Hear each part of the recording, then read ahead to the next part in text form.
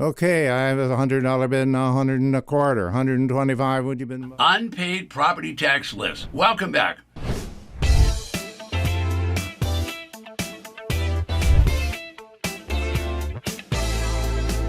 I'm Ted Thomas. I've been involved in the tax defaulted business for over 30 years as an investor and as a guide, and I'm an author and teach people how to do this. Now, tax defaulted properties, well, they're defaulted. That means the property owner has not paid the mandated property tax.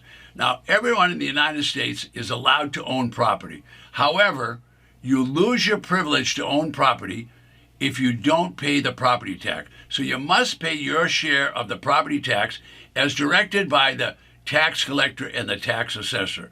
People that don't pay the taxes, the properties are in default. That means the owner is basically forfeiting the property to the government.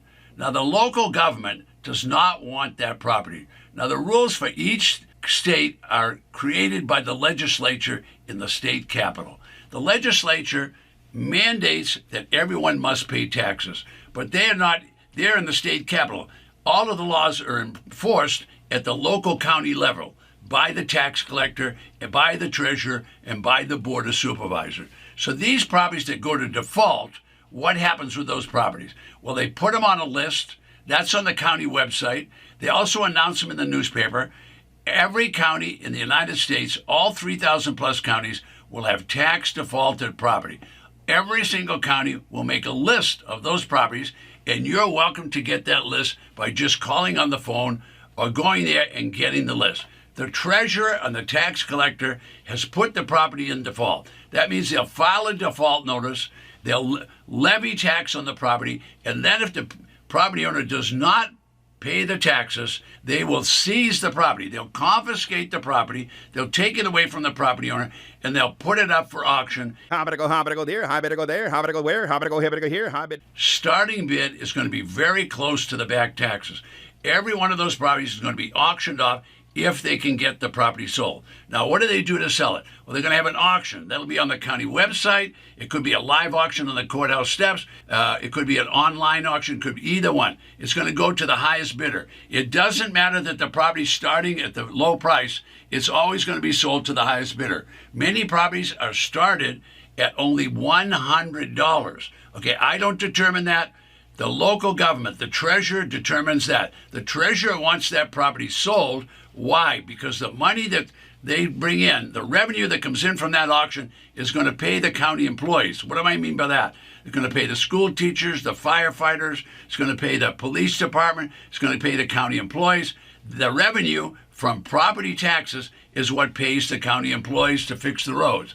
All right, their intention is to sell the property. Their intention, meaning the treasurer and the tax collector, their intention is to generate revenue and get that property sold. They'll sell that property for absolute pennies on the dollar. As I say, many auctions start at just $100. All right, now all properties have a tax assessed value. That will be disclosed. It'll be clear to you what the tax assessed value is.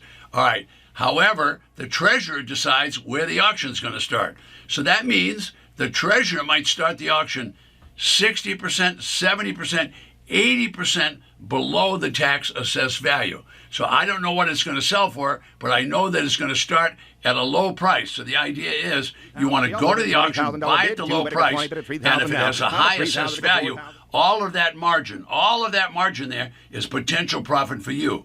Now, if you follow my system, I buy it low, then I sell it low because I know I've got a big market of fixers and flippers and people that do renovations and people that have bad credit that want me to finance them. There's a lot of buyers when I'm below the market price. If you want to hang out for market, it's okay for me. I teach people to buy and then sell fast. All right, now the treasurer may have multiple properties to sell. Now, in a county with a small population, there's only a few properties. However, a county with a large population could have over 1,000 properties. All right, all of these properties need to be sold at the auction. All right, now what if the treasurer can't sell the property? Well, if the treasurer can't sell the property, they'll try again at a subsequent auction, and then if they can't sell it after that, they'll put it on a leftover list. Now, what does that mean? Well, that simply means it's a list of properties that didn't sell.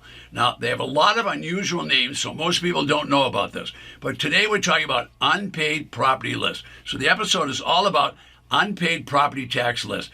One of the unpaid property tax lists is those leftovers. All right, now what do they call those? All right, now those properties didn't sell at the regular auction. So the county office, all you have to do them and request that list, and they will get it for you. Now, what is it going to be called? Well, it could be called a surplus lands list. It could be a leftovers lands list. It could be a strike-off list. It could be a forfeited lands list. It could be a scavenger list. I could keep reading, but the county has a long list of names. All it really means is they couldn't sell it at the regular auction, but at the county, if you go over there and walk into the county and go to the counter and say, do you have any leftover properties? Well, that person that you're talking to may not know anything about it. So they say, oh, we don't do that here. Well, I'm telling you, they do that, because if they can't sell at the auction, the treasurer does not want that property on the list. The treasurer wants it sold. Why do they want it sold? Because they want the revenue to pay the county's bills. So those properties will be sold. The beauty of buying it over the counter is you have no competition, unless you take a whole bunch of people with you. But if you go there by yourself and say, I want to know about that list, I would not be at all surprised from my experience that whoever you're talking to say, we don't do that in this county. So you're going to have to take it to a higher level. You're going to have to say, I want to talk to the treasurer. Well, and the treasurer comes to talk to you, and they will. The treasurer will come and talk to you. Say, I want to see the list of the leftovers, or the scavenger list, or the surplus lands list. I don't know what they call it, but she will know the name. But every county calls it something different. All right, so my point is, if you're the only bidder and you're standing at the counter, does that mean you're going to run the price up? I don't think so. So many investors purchase these properties for just the delinquent back taxes. Now, folks, if you can buy a property for delinquent back taxes that has a decent assessment on it, you can go out and look at it. You can inspect the property, at least on the outside, before you ever get started. So the point is, this could be a heck of a deal. So what are we talking about today? This episode is all about unpaid property tax list. This list could be very important to you. All right, now, when you want to know what the list name is, you'll have to find out from that county, because every county is going to have a different one. You see those little white circles?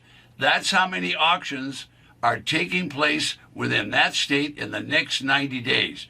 This calendar updates every single day. I'm here today to show you how to make money. To do that, I'm going to show you briefly that there are thousands of tax defaulted real estate properties across the 3,000 plus counties in the United States. This is quite interesting. You're looking at the Ted Thomas Magic Interactive Map and Auction Calendar. It changes every day. Now, I created the calendar and the map so I would know how many auctions are taking place every day in the United States. Now I can show the little guy how to make money. Most importantly, I created this system so I could have an auction list for each auction 24/7. Okay, great. Now let me give you an example of what can really happen at one of these auctions and what can happen when a property is put on a leftover list. All right, now I don't know any of the prices, what's going to happen. It's all determined by the treasurer. So, for example, the treasurer tried to sell a property, and sometimes there's hundreds of properties that don't sell. The county will try to sell it again. The treasurer will try to sell it again. If they can't sell it, they're going to put it on a leftover lands or some kind of scavenger list. All right, now I have students that have purchased properties on the leftover lands list or the forfeited lands list. I'm using different names on purpose because I don't know what they're going to call it, for as low as $5,000. And then they held the property, they fixed it up a little bit, they rented it, and then years later sold it for as much as $100,000. Now think of the margin I'm talking about. They bought a property for $5,000, they did whatever fix-up they wanted, and then years later they sold it for $100,000.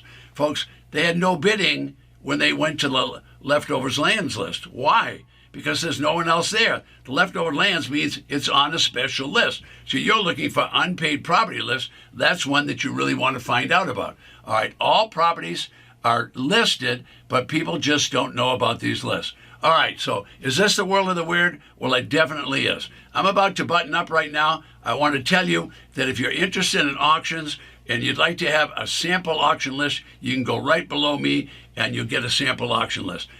2 mistakes you want to avoid. Mistake number 1, don't buy a property unless you've seen the property. You guys, you would never marry the woman unless you saw what she looked like. Don't buy a property unless you've taken time to have boots on the ground. Why? What if there was a hurricane? What if there was a flood? What if there was a windstorm? What if it was next to a pig farm or a chicken farm? You wouldn't want those properties. They would be destroyed. Well, the county isn't going to give you money back. When you bid at an auction, you're at an auction. You're going to get it. There's no money coming back. All right, so you don't want to do that. Second thing, when you're looking at the property, well, also look around. Look around you. What's going on? Figure out, is that a decent enough neighborhood you can resell it? And if you're going to resell it, what are you going to resell it for?